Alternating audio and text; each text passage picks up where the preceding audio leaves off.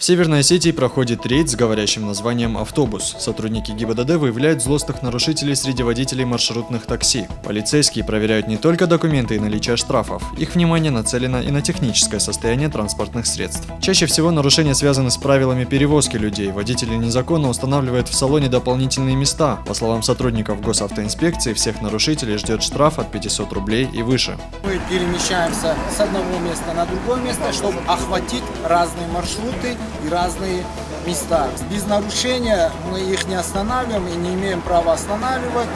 Значит, уже издалека видим, если в машине ближний свет не горит, водитель не пристегнут, мы его однозначно останавливаем. Если есть технические какие-то неисправности, отсутствие защитного устройства, то есть бампера на транспортном средстве, мы останавливаем, соответственно, машину и уже дополнительно другие нарушения выявляем.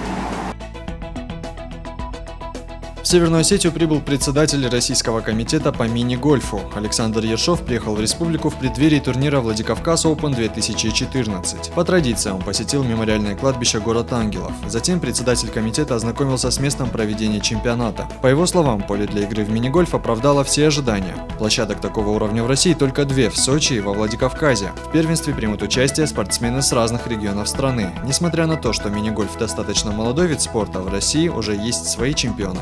Впервые в истории города и вообще Республики Северная Осетия и Алания проходить турнир по мини-гольфу. Всего за всю историю очень молодую этого вида спорта 9 мастеров спорта, вот 7 из них будут здесь играть.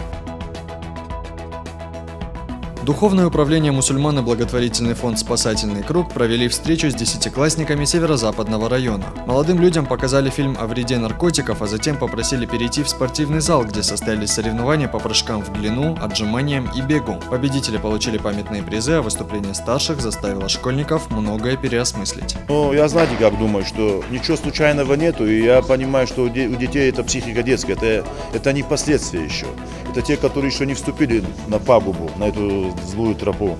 И поэтому с показом фильма, и когда все вместе мы говорим, показываем, я думаю, что это имеет действие.